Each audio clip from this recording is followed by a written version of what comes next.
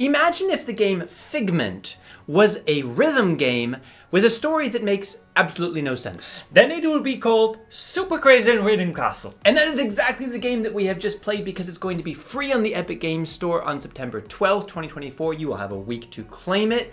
The question is, what is it all about and should you claim it? The story is quite confusing, so hard to say what is it all about. It's very abstract. You arrive at a castle, you want to win the rhythm games to defeat the person who owns the castle, but then lots of weird things happen. But this game is constructed, so you play it multiplayer, couch co-op. You don't have not to. single player. You can play it single player. You can, but yeah. You shouldn't. And you can play for it with up to 4 people together. So kind of more of a party game, really. So we played it together, so that's how we review it. And there's 30 tracks, so 30 minigames, 30 rhythm minigames, all rhythm, but sometimes they vary, sometimes you have to some things fall on the screen, so you have to take it out, and it varies. Sometimes you're doing 2 different tasks. One of you is doing the rhythm game, and the other one is trying to collect bubbles that are the result of if they are making the other players making mistakes or not. Sometimes you exchange each other suddenly without notice. And then you switch. And other times you have to. So one of you has to shoot the monster. So yeah, it switches up the rhythm game. It's not just like Guitar Hero or something. Yeah, but there are even extra tracks that you can unlock. We find out that the tracks are nice, but it's really about like what you like. Some people might hate it. Yeah, definitely. But in the regular difficulty, you have 3 buttons that you're pushing. One thing that I liked was the variation of like just tapping and then having to hold the notes, and sometimes having to hold multiple ones at different times and release them at different times, which reminded me very, very quickly that I'm not a rhythm guy. I have no rhythm. It was very difficult for me, but it was still possible to get at least 1 star on most of the missions the first time and then try to improve that. So let's go to if you should play this or not. Sure. If you know Guitar Hero, the minigame of the rhythm one is basically the same, even though this one Caleb played with only 3 lines.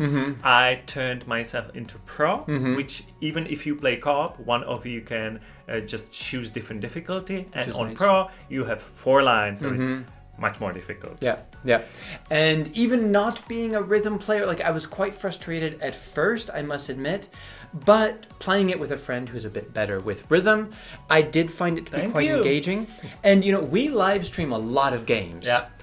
This is probably the first time that we've been like completely silent in the stream for like 10 minutes because we were absolutely focused on the rhythm. So like just the element of how engaging it is and how much it pulls you in and demands that you focus on the game, it was clear that it definitely held my attention.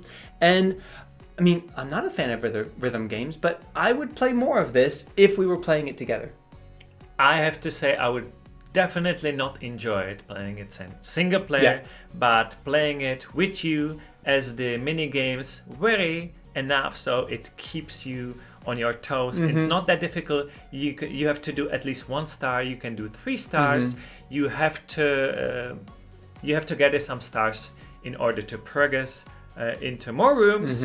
But yes, I definitely recommend this one. I think it's underrated because it has very few reviews positive and even some mixed recently.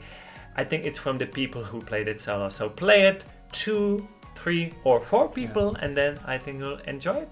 You reminded me of one negative thing that some people might find frustrating is that the levels are linear. You have to pass one level before you can go on to the next one.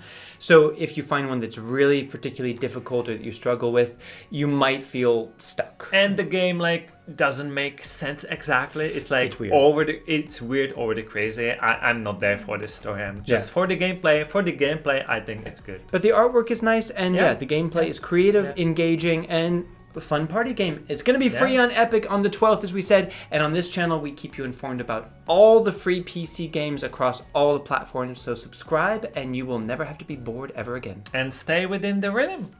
Bye. Boom boom.